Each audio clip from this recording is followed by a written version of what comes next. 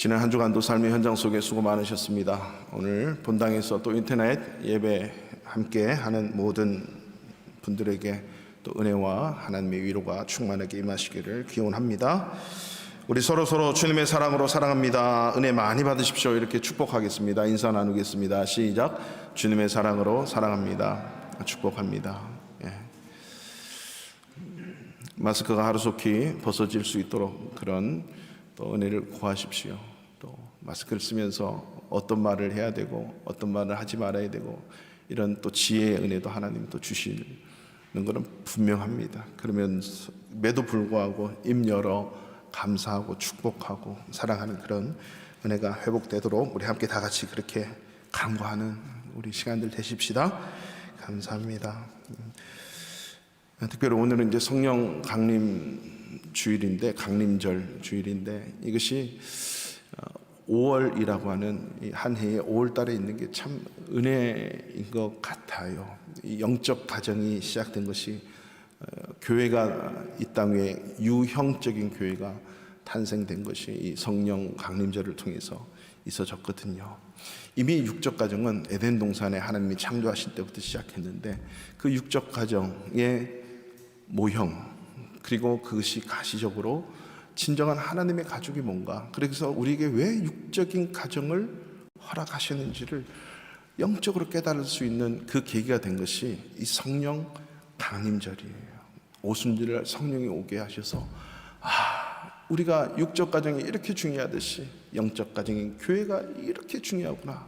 그래서 제가 항상 강조하는 게 육적 가정, 영적 가정이 건강한 삶이 우리 가운데 이루어지면 거침없는 인생이 되는 거예요. 진정한 하나님의 그 기쁨과 행복과 만족을 누릴 수 있는 인생이 되는 것, 그것은 바로 육적 가정과 영적 가정의 깊은 뿌리가 박혀 있을 때, 그리고 그 뿌리를 통해서 우리의 삶이 이루어질 때 진정한 우리 인생의 아름다운 모습이 될 수 있다라고 하는 사실입니다. 그래서 오늘 다음 주까지가 가정의 달인데, 가정의 시작, 결혼이라는 이 주제의 말씀을 가지고 또 하나님께서 오늘 이 시간에 성령께서 이끄셔서 큰 은혜 주실 줄로 믿습니다. 독일 나치 시대에 순교한 그 우리 본 회퍼, 제가 가끔 본 회퍼 목사님의 그 말씀을 인용을 많이 가끔 했잖아요. 신학교 다닐 때는 그냥 참 존경하고 또 신학자로서 목회자로서 이렇게 순교한 참 그 목사님의 쓰신 책들을 보고 참 감동받고 정말 남다른 마음을 많이 갖고 있었는데, 폴란드에 왔더니 그분의 어릴 때 부모님과 어릴 때 다녔던 교회가 브로츠와프에 있는 거예요. 정말 놀랐습니다. 그때는 독일이었잖아요.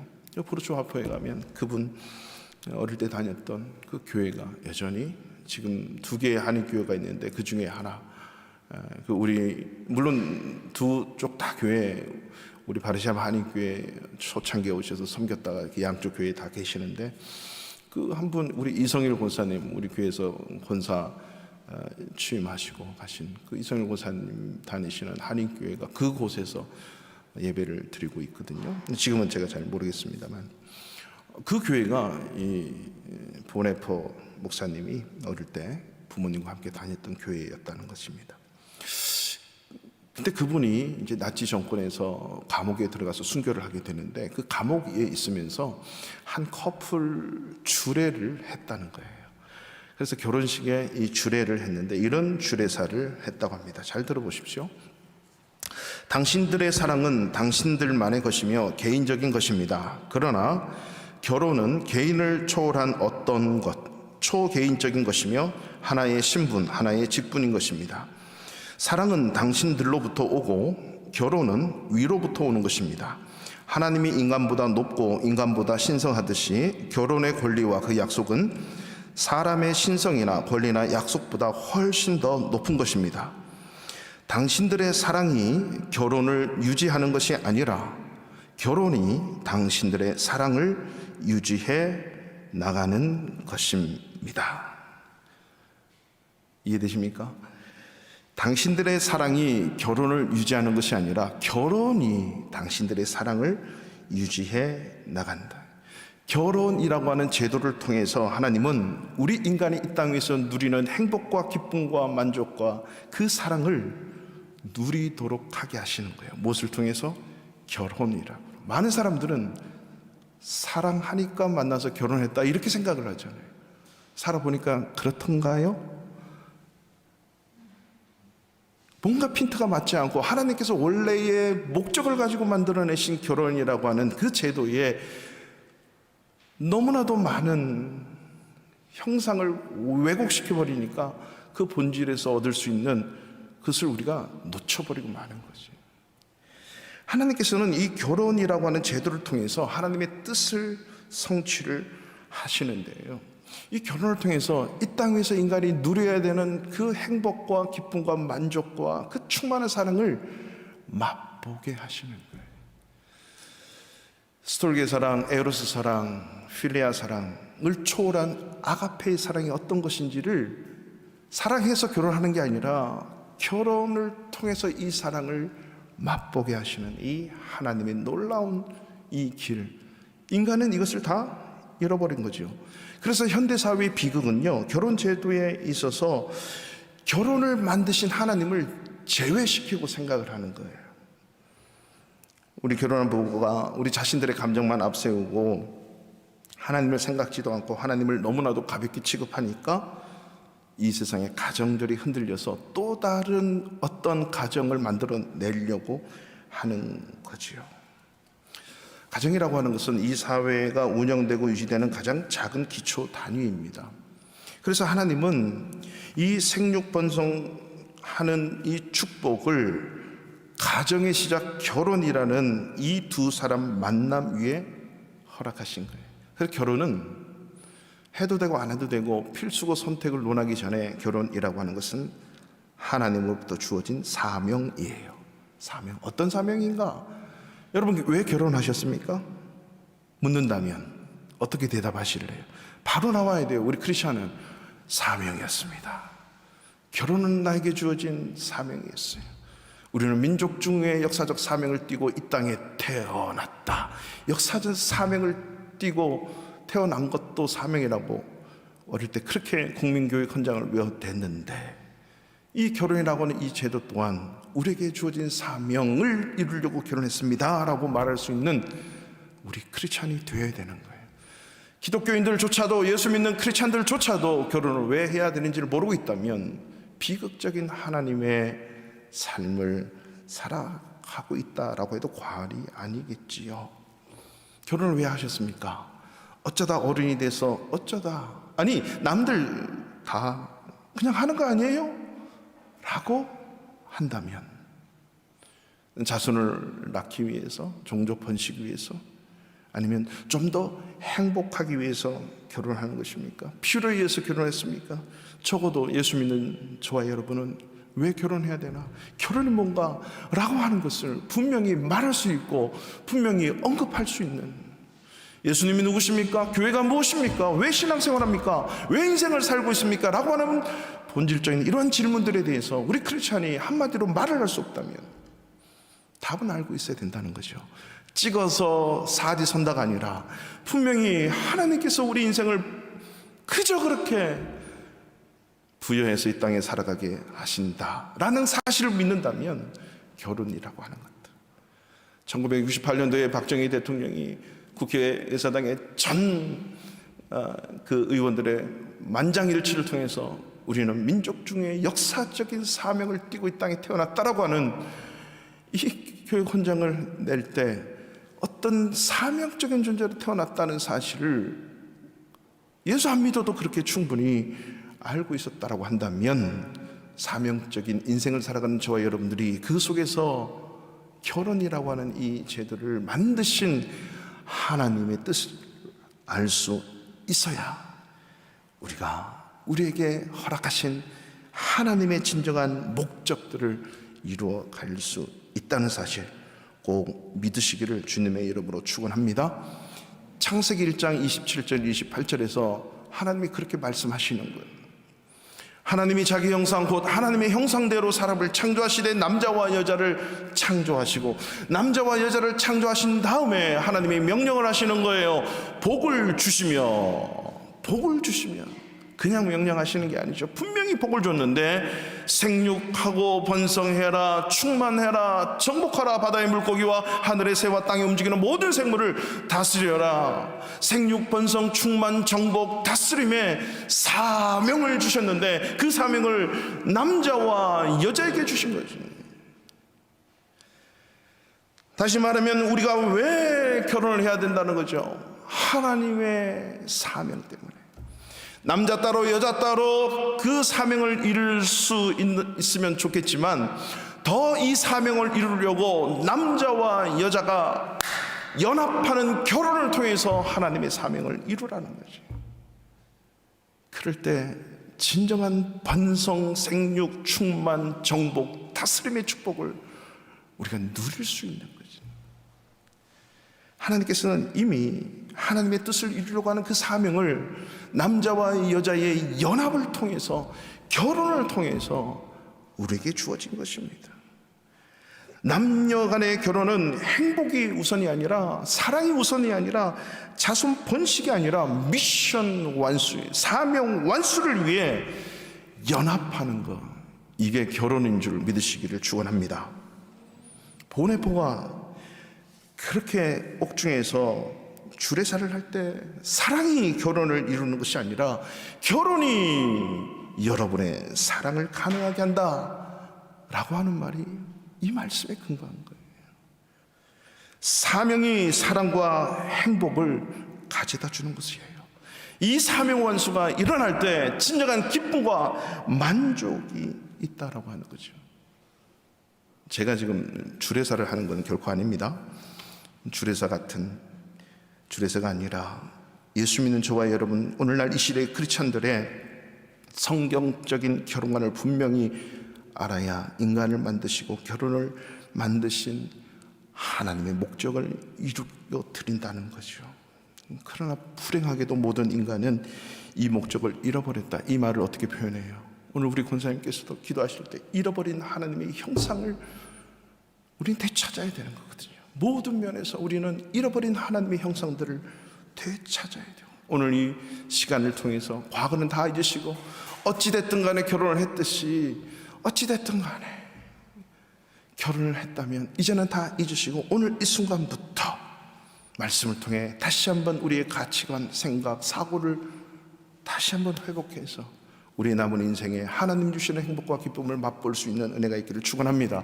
이미 결혼하신 분들 있지만 정말 다 잊으시고 오늘부터 새롭게 출발하십시오. 그리고 우리의 자녀들만큼은 사랑해서 결혼이 아니라 결혼함으로 그 사랑과 행복과 기쁨을 누릴 수 있다는 것.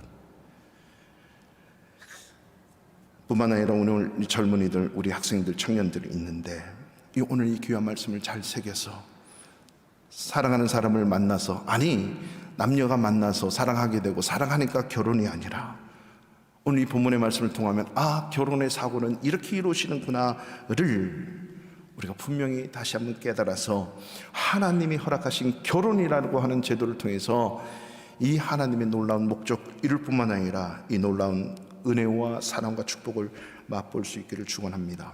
하나님께서 아브라함을 부르실 때 75세 때에 고향 땅을 떠나게 하셨다라고 고백을 하죠. 그때 오늘 24장 7절 말씀을 보시면 자기가 기억하는 거예요. 65년이 지난 지금도 오늘 이 본문 속에서도 아브라함은 하나님이 자기를 처음 부르셨을 때의 말씀을 기억하는 거예요. 저와 여러분들이 이 말씀을 잊어버리고 말씀을 떠나면 신앙생활이 무너지는 거예요. 아니 인생도 무너질 수 있어요. 그렇기 때문에 처음 저와 여러분을 불러주신 하나님의 말씀을 기억하고 그 말씀대로 살아내는 것, 이게 바로 하나님께서 주신 목적과 또 우리 인간이 살아가는 놀라운 행복들을 맛볼 수 있다는 거죠. 여호와께서 나를 내 아버지의 집과 내 고향 땅에서 떠나게 하시고 내게 말씀하시며 내게 맹세했다라고 고백해요. 출애굽을 이집트 땅을 떠나는 것은 죄에 물들어 버리고 죄에 빠졌던 우리가 죄에서 구원받는, 하나님의 예수 그리스도의 십자가의 은혜로 죄에서 구원받는 사건과 동일한 거죠. 아브라함을 그 하란 땅에서 떠나라, 메소포타미아 땅에서 떠나라, 그 말은 하나님께서 예수 그리스도를 통해서 구원하시는 바로 구원의 장면인 것입니다. 그것을 떠나면 안 돼요. 죄를 떠나고 세상을 떠나야 하나님이 그때서야 말씀하시고 그 말씀하신 약속, 맹세를 우리 가운데 이루시는 거죠. 이럴 때 하나님께서 우리가 창세기 12장을 보면 두 가지 약속을 오늘 7절에서 동일하게 얘기하고 있습니다. 첫 번째는 내가 너에게 땅을 주겠다. 내가 지시할 땅으로 가라. 그 땅이 너와 너의 후손이 영원토록 살아갈 그 땅이다. 그 땅이 가나안 땅이죠. 그 가나안 땅을 어떻게 아브라함이 접수를 하게 되죠? 자기 사랑하는 아내의 죽음, 그 장사 매장지를 돈 주고 사는데 그 땅을 삼으로 인해서 앞으로 430년 그리고 그 500년 후에, 아니 이집트에서 생활한 이후에 가나안 땅에 들어와서 정복을 통해서 그 적과 꿀이 흐르는 가나안 땅을 이스라엘 백성들에게 주시게 되는 거죠. 그래서 자기는 그렇게 65년 동안 가나안 땅에 살고 있어요. 이 땅은 이미 받았어요. 두 번째 미션, 그것은 너의 너의 자손들에게 내가 반드시 이 땅을 주겠다. 즉 자손에 대한 축복을 약속합니다. 땅을 주겠다, 자손을 주겠다. 오늘 이 본문의 말씀은 바로 씨를 주겠다, 너의 자손을 주겠다 라고 하는 말씀을 우리들에게 약속의 말씀으로 주시는 거예요. 그래서요, 하나님의 약속의 말씀은, 하나님께서는 우리에게 약속의 말씀 축복으로 주시는데 우리 인간 편에서는 이것을 미션, 사명이라고 하는 거예요. 그래서 이 사명을 이뤄내는 것이 저와 여러분의 이 땅을 사는 목적인데, 그 목적을 이룰 때 우리에게 다가오는 축복과 은혜와 행복은 이루 말할 수 없는 것이라고 하는 것이에요. 이 하나님의 미션, 사명을 이룸으로 하나님의 큰 축복과 은혜와 사랑을 맛볼 수 있는 저와 여러분 되시기를 축원합니다. 하나님께서 주시는 이 두 번째 이 씨를 너에게 주리라, 자손을 주리라 라고 하는 것을 어떻게 이루어가는가가 오늘 24장에 나와 있어요. 어떻게 이 결혼의 사명, 아들의 결혼을 이루어가는가를 우리가 보겠습니다. 1절 말씀 다 같이 읽겠습니다. 아브라함이 나이가 많아 늙었고, 아멘. 나이가 많아 늙어서 여호와께서 그에게 범사의 복을 주셨더라. 이 말은 나이가 많아 늙었을 때까지 하나님께서는 그 아브라함에게 범사의 복을 주셨다. 모든 일에 복을 주셨다. 여러분, 아브라함의 인생은 오늘날까지 돌아보면 얼마나 많은 위험과 기근, 아픔, 도망가고 아내를 잃을 뻔하고, 아직까지 애들 지금은 2명이 있지만 애도 못 낳고 얼마나 많은 어려움과 고난이 있었습니까? 그렇지만 성경은 범사에 아브라함에게 복을 줬다니. 여러분, 주님의 사랑으로 우리에게 구원을 허락하신 하나님은요, 항상 복을 주시기를 원하시는 사실을 잊지 마시기를 바랍니다. 합력해서 하나님은 선을 이루시는 거예요. 고난 같은 일, 어려운 일, 고된 일, 아픈 일, 이 모든 일을 통해서 항상 하나님은 우리에게 항상 선한 것으로 갚아주시는 분임을 여러분 믿으시기 바랍니다. 합력하여 선을 이루는 이 로마서 1장 28절의 말씀은 저와 여러분의 8장 말씀은 저와 여러분의 의지와 상관없이 하나님의 뜻에 순종하는 자들, 그들의 연약함, 나약함, 아픔, 고난, 힘듦을 통해서 하나님은 마지막에 최종적으로 그 모든 것을 이루어서 하나님의 복을 이루신다는 사실입니다. 그래서 우리 인생의 마지막은 항상 축복이요, 범사의 축복이요, 항상 좋은 것, 이것이 바로 저와 여러분을 향하신 하나님의 목적 그리고 하나님의 약속임을 잊지 마십시오. 바로 아브라함은 세상 끝날 때까지, 아니 자기 인생 끝날 때까지 이 범사의 복을 받은 자입니다. 이미 이 복이 저와 여러분 가운데 있음을 믿습니다.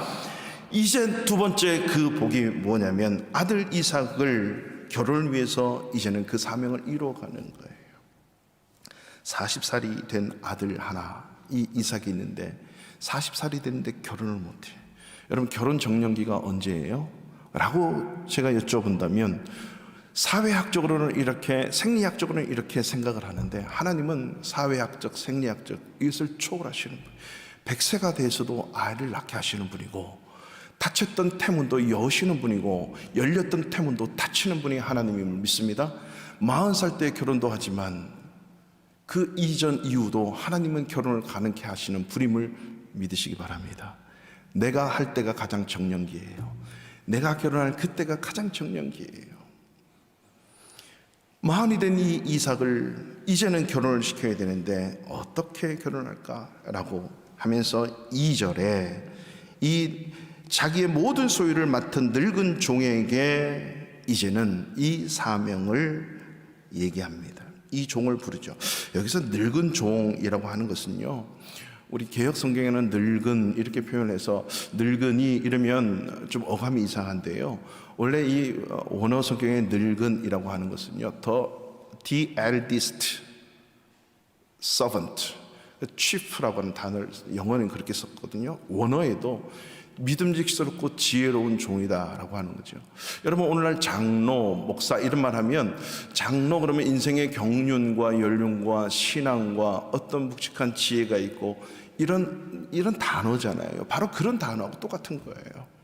이 바로 늙은 종, 모든 것을 맡길 수 있는 믿음직하고 지혜로운 종이라고 하는 거죠. 이 종에게 자기 아들 이삭의 아내감을 데려오라라고 하는 거죠. 3절 말씀 보세요. 내가 너에게 하늘의 하나님 땅의 하나님이신 여호와를 가리켜 맹세하게 하노니 너는 내가 거주하는 이 지방 가나안 족속의 딸 중에서 내 아들을 위하여 아내를 택하지 말고 내 고향 내 족속에게로 가서 내 아들 이삭을 위하여 아내를 택해라 라고 하는 거죠.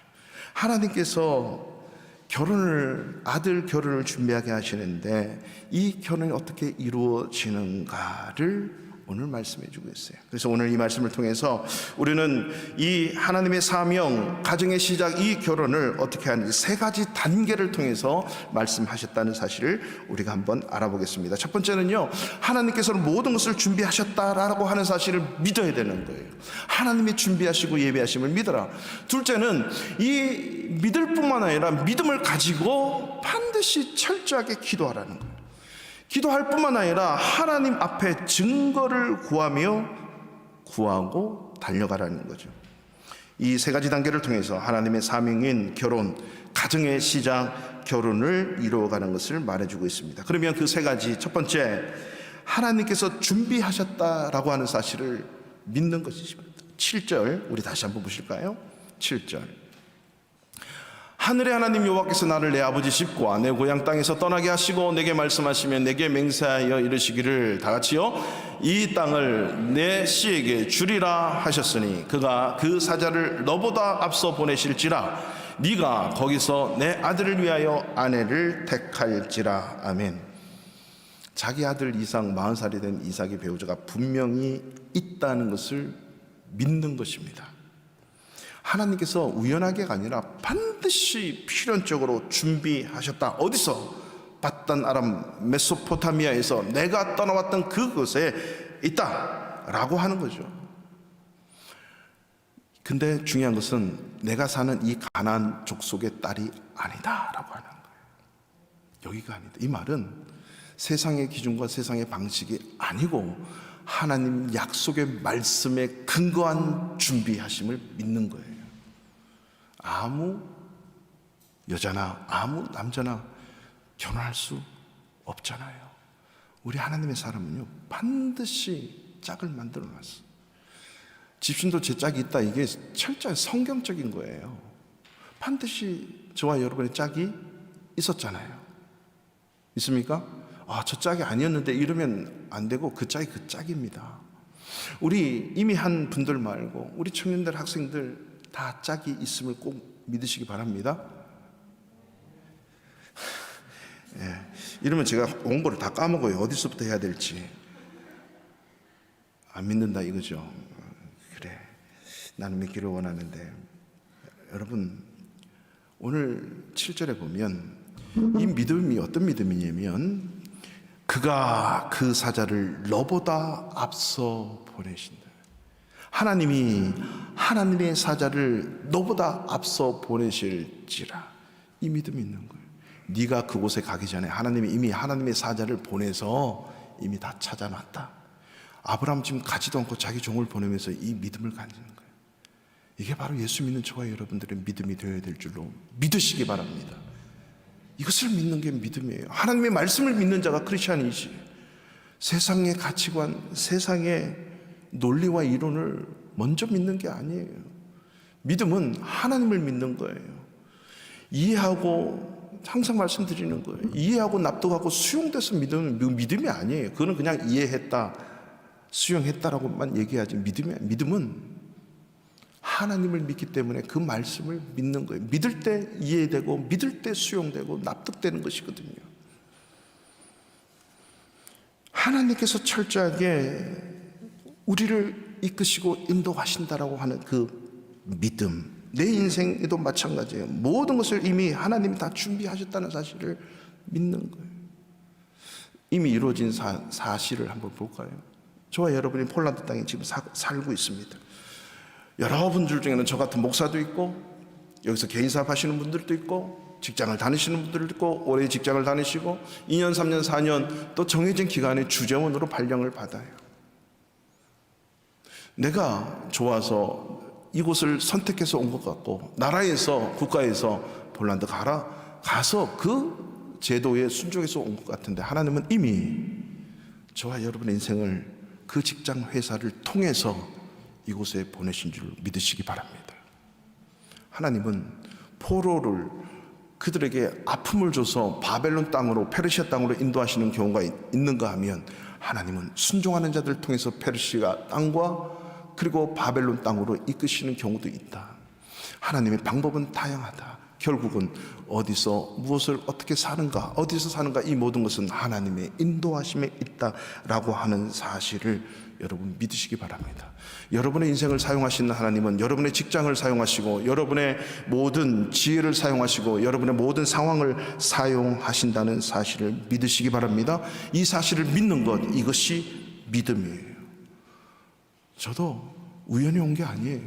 하나님의 철저한 부르심으로 온 거죠.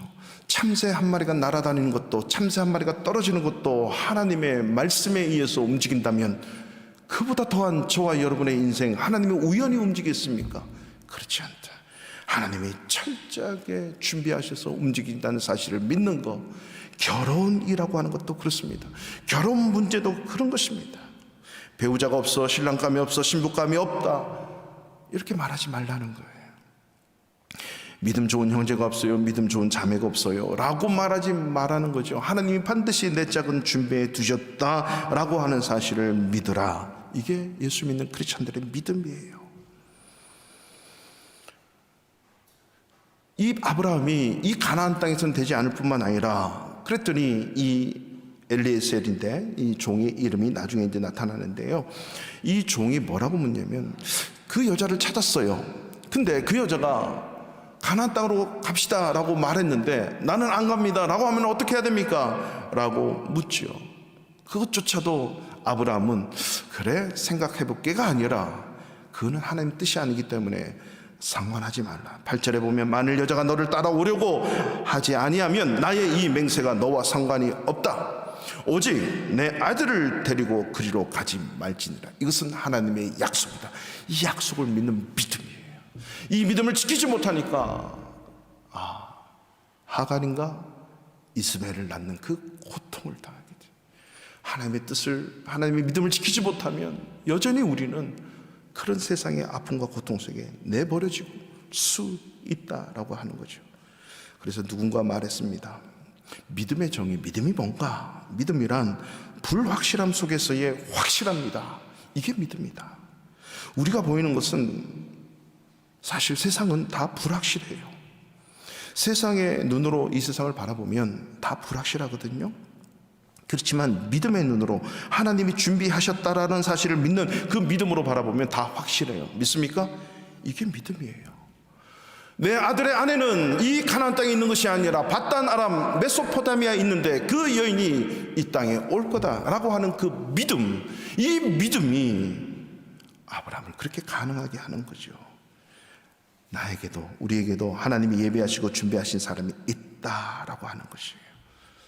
여러분, 발명하는 게 아니에요. 인간은 다 발견하는 것뿐이지, 있는데 믿음의 눈이 없으니까 발견되지 않을 뿐이에요. 저와 여러분의 결혼이 그렇게 했다라면 이제 저와 여러분의 자녀, 저와 여러분의 손주는 이제는 하나님이 반드시 준비하셨다, 이 믿음을 가지고 믿음의 눈으로 바라보실 수 있기를 축원합니다. 이삭이 앞으로 결혼을 해서 이 가나안 땅에 살아가는데요, 똑같은 땅에, 그랄 땅이라고 그러죠. 그 똑같은 가나안 땅에 우물을 파는데, 원주민들이 수백 년 수천 년 살면서 우물을 팔면 더 잘 팔 거 아닙니까? 어디에 우물이 있다고. 근데 이삭은 그 땅에 가가지고 파기만 파면 다 우물이네. 7개의 그 우물을 팠는데 다 물이 나와. 다 남줘요. 원주민은 파도 안 나와. 기근이 심하고 가뭄이 심해. 근데 이삭은 파기만 파면 생겨나네. 이게 믿음의 사람이에요. 아무리 축박하고 아무리 어렵고 힘들어도 믿음의 눈을 가지고 믿음의 행위를 하면, 하나님을 믿으면 가는 곳마다 여러분을 통해서 이런 놀라운 축복, 샘물에 터지는 축복이 있을 줄로 믿으시기를 축원합니다. 이게 바로 하나님께서 준비해 두신 거예요. 아브라함이 모리아산에서 이 이삭을 14살 때 드릴 때도 마찬가지예요. 칼을 빼서 쳐 죽이려고 하는 그 순간에 멈춰라. 아브라함아, 손대지 마라. 그리고 뒤를 돌아봤더니 순양이 거기에 걸려 있어요. 누가 준비하신 거예요?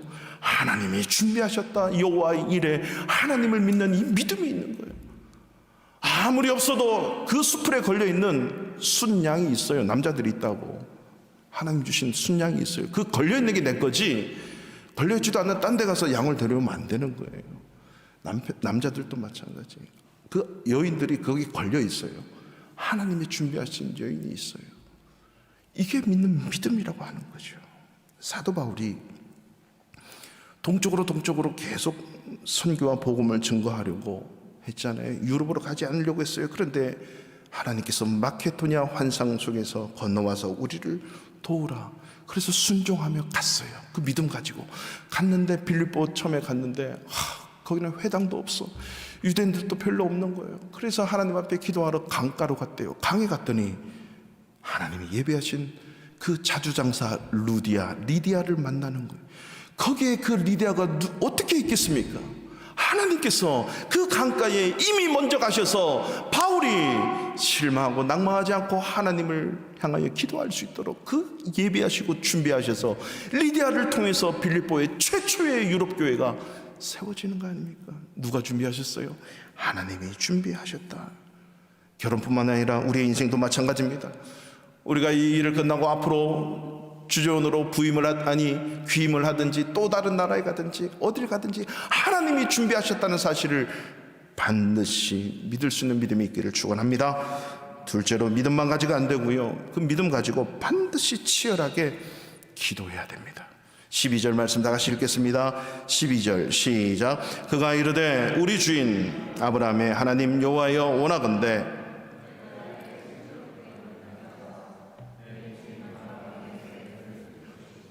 아멘. 저녁 때에 그 나홀성에 들어갔는데, 그때 이 아브라함의 종이 뭐합니까? 12절은 기도하는 거거든요. 하나님 앞에 간절히 원하는 거예요. 기도하는 거예요. 우리 주인 아브라함의 하나님 여호와여, 오늘 나에게 순조롭게 만나게, 우리 주인 아들의 배필을 순조롭게 만나게 하시고 내 주인 아브라함에게 은혜를 베풀어 주세요. 우리 주인이 그렇게 맹세하고 원하고 기도했던 그 배필을 그 아브라함에게 은혜를 베푸셔서, 즉 아브라함의 기도를 꼭 이루어 주세요. 여러분, 기도는 만병통치약 이런 개념이 아니라 기도는 명령이고 우리는 순종하는 거고, 주님 오실 때까지, 내 생명 끝날 때까지 기도는 해도 되고 안 해도 되는 선택이 아니고 필수라고 하는 사실을 아십니까? 우리 크리스찬에게 있어서 기도의 삶은 필수예요. 그 이유가 순조롭게 만나는 거예요. 모든 일을 순조롭게 풀어가는 거예요. 그리고 하나님의 은혜를 경험하는 게 기도라고 하는 거예요. 기도하지 않으면 순조롭지 않아요. 기도하지 않으면 은혜가 없습니다. 그래서 기도가 필요한 거예요. 이 종은 자기는 기도하지만 또 이렇게 기도해요. 우리 주인 아브라함이 기도했던 것 그대로 이루어주세요. 제가요 기도할 수 없었을 때 예전에 그렇게 기도를 했어요. 하나님, 저는 기도할 줄 모르는데 우리 목사님이 저를 위해서 기도하는 것은 반드시 이루어지게 해주세요. 어떤 목사님도 성도들을 향해서 축복하지 않는 목사님이 없어요. 목사님이 서로 선생님들은 네 잘되나 보자 이렇게 얘기를 하는데요, 학교에서는 목사님은 이 땅에 존재하는 사이비 목사 빼고 아무튼 정상적인 모든 목사님은 모든 성도들을 위해서 축복 기도하는 거거든요. 그래서 제가 그렇게 기도하는 거예요. 하나님, 우리 담임 목사님이 저를 위해서 기도하는 모든 기도는 반드시 이루어주세요. 이렇게 제가 기도를 했었습니다. 그래서 아마 목사가 된 것 같은데 우리 목사님이 아무튼 저는 여러분이 목사 되게 해달라고 기도한 사람은 없습니다. 주의 종이 되게 해달라고 그러지. 여러분, 이렇게 기도하는 거예요. 내가 기도할 줄 모른다? 아닙니다. 그렇게 하나님 앞에 기도하셔야 돼요.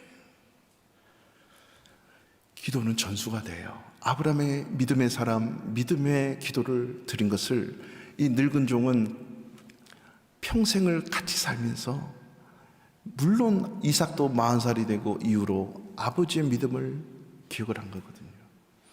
여러분, 사람은 다 장단이 전수가 됩니다. 못난 점도 전수되고 장점도 전수됩니다. 중요한 것은 신앙이라고 믿음이라고 하는 것은 생명이 있었어요.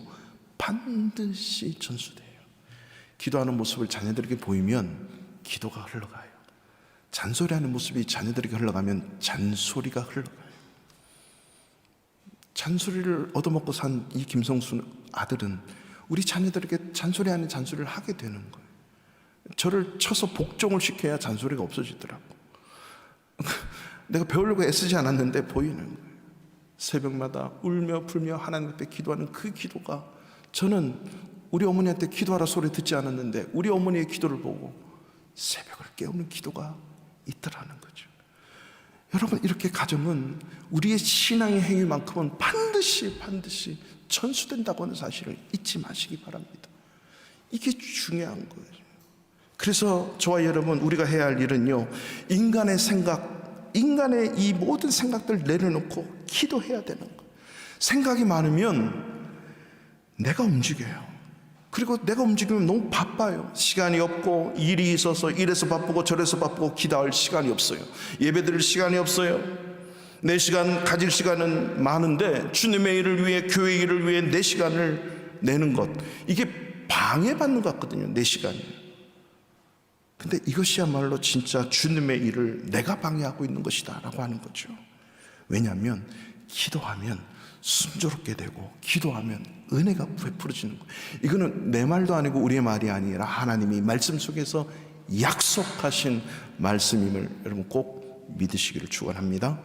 그래서 기도하는 거예요. 소배시러 가시면 언제부턴가 붙어있는 그 벽에 붙어있는 그 문구가, 저는 그냥 붙어있는 문구가 되지 않기를 바랍니다. When we work, we work. When we pray, God works. 우리가 일하면 일하는 거예요, 그냥. 그렇지만 우리가 기도할 때 하나님이 내 일을 하시고 하나님이 내 모든 인생을 통해서 역사하시는 그 일을 하심을 여러분 꼭 믿으시기를 축원합니다. 이 일은 기도할 때만이 일어나요. 기도하지 않으면 we don't pray, God doesn't work. 하나님이 일하지 않아요. 믿는 사람들에게는 믿음을 가지고 기도할 때 하나님이 일하신다는 사실이죠. 이러한 실천적인 믿음의 기도를 경험하고 맛볼 수 있는 저와 여러분 되시기를 축원합니다. 그래서 결혼할 때 우리는 끊임없이 기도에 매달려야 되는데, 많은 경우에 결혼할 때 보면 결혼을 준비하지 않고 결혼식을 준비해요. 어디서 결혼할 것인가 예식장을 붙들고 청첩장이 필요하고, 그리고 신혼집에는 뭘 집어넣어야 되고, 여행은 어디를 가야 되고, 사진은 어떻게 찍고, 웨딩드레스를 무엇을 입을까, 결혼식을 준비하지 결혼을 준비하지 않는. 저도 만나서 2개월 만에 프로포즈를 하고 4개월 만에 결혼에 들어갔습니다. 그 4개월 동안 결혼하고 결혼식을 많이 준비를 했던 것 같아요. 상견례하고 4개월 동안 결혼식은 정말 준비를 많이 한 것 같아요. 결혼, 제가 전도사였는데 하나님 앞에 간절히 주의 길을 가겠다고 신대원을 가면서 첫 번째 기도 제목이 하나님 결혼하게 해주세요. 하나님의 가정을 이루게 해주세요. 우리 가정은요, 엮이는 가정이었고 이 미신과 이 더러움에 있는 그 가정이었거든요. 하나님 이 대를 끊고 진정한 하나님의 결혼, 하나님이 명령하신 사명적인 결혼을 하게 해주세요. 이게 기도 제목이었어요. 저희 누님이 그랬어요. 야 임마, 너는 결혼하지 못할 10대 조건을 우리나라에서 단 0.001% 갖고 있는 자가 너다. 결혼할 수 없는 10대 조건, 3대 조건도 아니에요. 10대 조건을 갖고 있는 자가 너야. 정말 돌아봤더니 현재의 모습을 보니까 정말 결혼을 할 수 없는 10대의 조건을 제가 다 갖고 있더라고요. 완벽하게. 하지만 하나님은 하십니다. 하나님은 집신도 짝이 있다면서요. 그 말씀 붙들고 기도하기 시작하는 거예요. 생겼을까요? 안 생겼을까요? 너무나도 순조롭게, 너무나도 은혜롭게 결혼하게 하신 거예요. 하나님. 아멘도 안 하는 거 보니까 제가 결혼한 게 되게 못마땅하신 것 같은데, 결혼을 준비해. 그래서 결혼을 하기 전에는 여러분 결혼 예배학교도 가고 인격을 다듬고 기도를 해야 돼요. 부부가 될 텐데 하나님 부부가 뭐죠? 아내는 아내가 뭐죠? 남편은 남편으로서 어떻게 해야 되죠? 뭐죠? 얼마 후면 자녀가 태어났는데 아빠로서 어떻게 해야 되죠? 엄마로서 어떻게 해야 되죠? 부부는 어떻게 해야 되죠? 그 말씀들을 성경을 통해서 준비할 수 있는 것, 인격을 준비하고 성품을 준비하고 비전을 준비할 수 있는 것, 이것이 기도해야 순조롭게 이루어져 간다는 거죠. 순조롭다는 것은 어렵지 않고 꼬이지 않고 쉬워지는 거예요. 하나님 앞에 다 내려놓으면, 하나님의 방법대로 가면 쉽고 가벼워요. 이게 기도라고 하는 거예요. 모든 인생이 그렇습니다. 믿음만 갖고 되는 게 아니고요, 기도하면 그 일이 쉬워져요. 공부하는 우리 학생들도 기도하면 지혜가 생겨요. 기도하면 쉬워요. 공부가. 사업도 마찬가지예요. 기도하면, 하나님 믿음 붙들고 기도하면 쉬워져요. 내 인생도 마찬가지입니다. 기도하면 쉬워지는 거예요. 왜 그러냐? 오늘 본문 말씀처럼 기도함으로 순조롭게 하시고 은혜롭게 하시는 분이 바로 하나님이시기 때문에, 바로 기도함으로 가장 좋은 것을 채우시는 그 하나님을 믿으시기를 축원합니다. 마지막 세 번째는요, 믿고 기도하고 반드시 증거를 구해야 돼요. 이 말은요, 하나님을 시험한다는 증거가 아닙니다.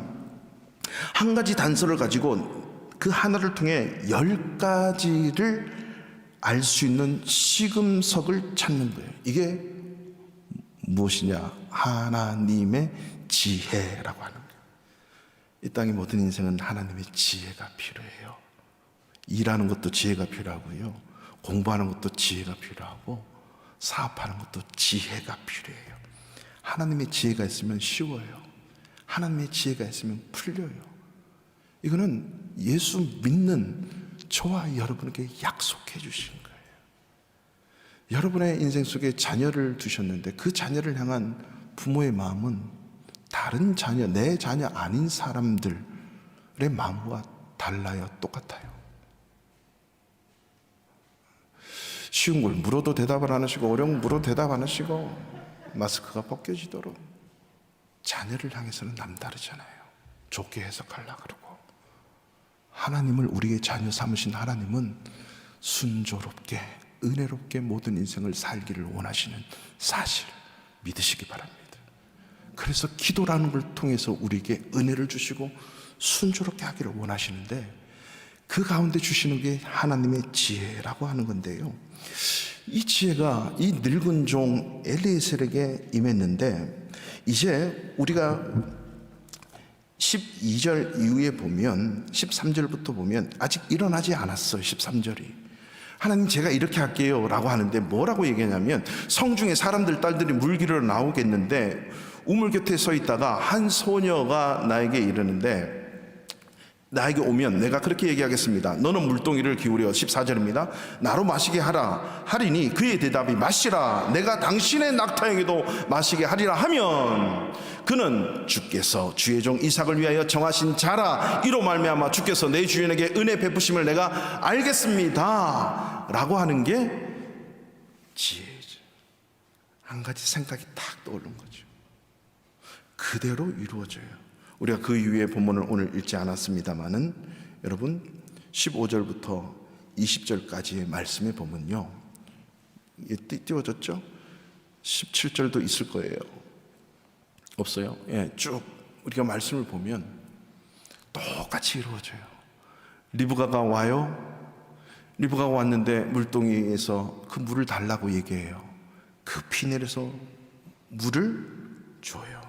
17절 내게 마시게 하라. 18절 내 주여 마시소서 하며 급히 물동이를 손에서 내려 마시게 하니 그를 다하고 물어요. 당신의 낙타를 위하여서도 물을 길어 그것들로 배불리 마시게 할까요? 물어요.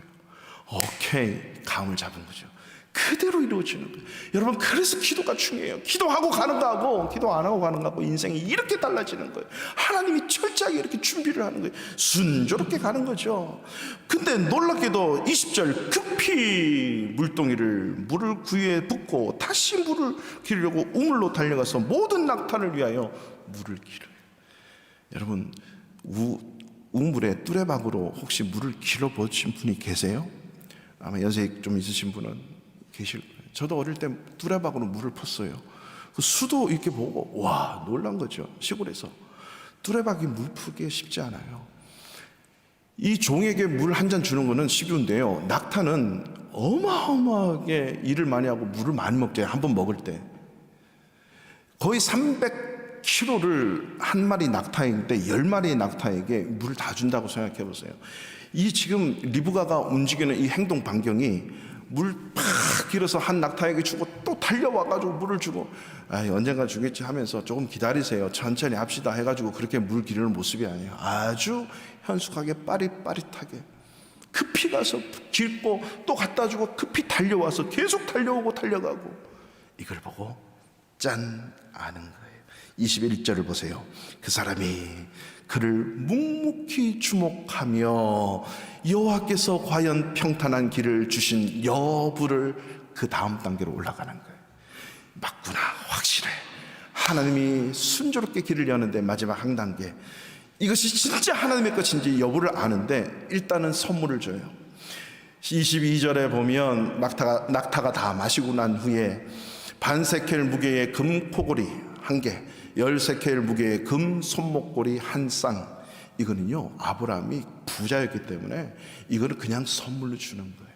선물로 주면서 23절에 뭐라고 얘기합니까? 네가 누구의 딸이냐 청하건대 내게 말하라. 너의 아버지 집에 우리가 유숙할 곳이 있느냐 물어요.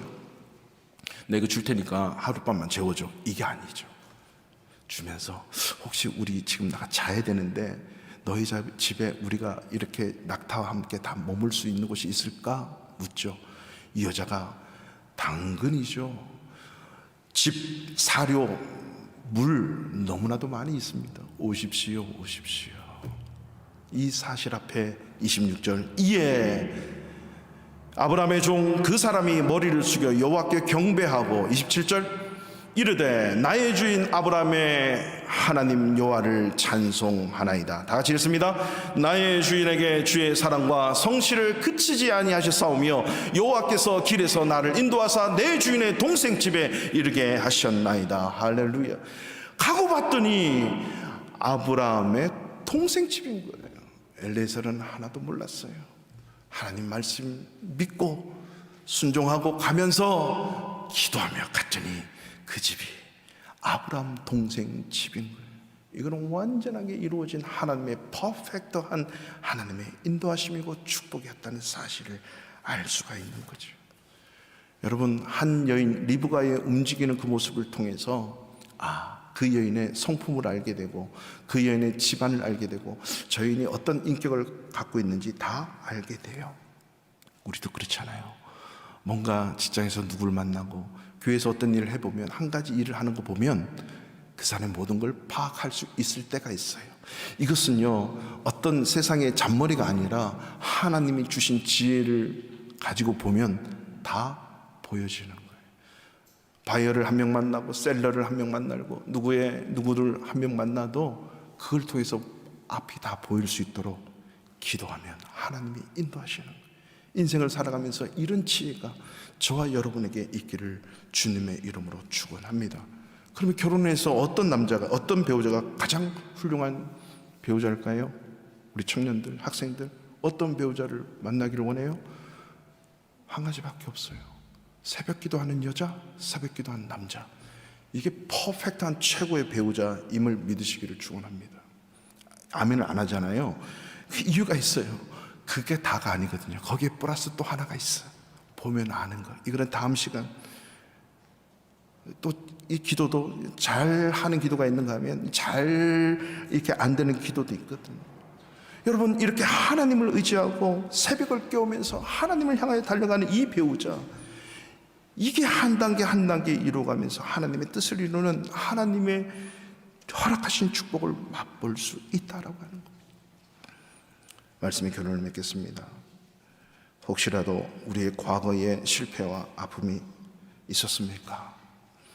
이것이 저와 여러분의 남은 삶의 기준이 되어서는 안 돼요.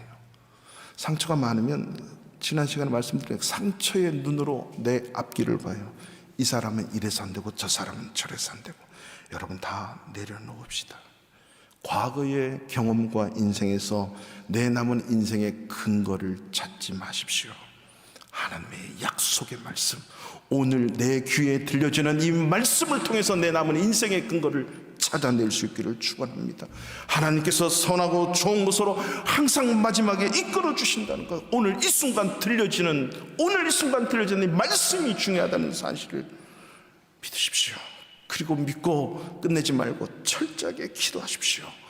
그 기도할 때 순조로워지고 은혜스러워지고, 그 기도하면 꼬이지 않게 되고 힘들지 않게 되는 은혜가, 비록 꼬이는 문제가 있고 비록 고통스러워도 이길 수 있는 힘이 있고 지혜가 하늘로부터 내려온다는 사실을 꼭 믿으시고, 오늘 이 순간부터 저와 여러분의 가정의 숱한 문제 앞에 하나님 앞에 순조롭게 은혜롭게 열려지는 은혜가 있도록 간구하고 지혜를 구하는 저와 여러분이 되시어서 우리의 자녀, 우리 손주의 자녀, 그들이 이루는 가정만큼은 약속의 말씀 위에 튼튼히 있어서 하나님의 멋진 가정이 되어 사명을 이루는 저와 여러분의 가정 되기를 주님의 이름으로 축원합니다.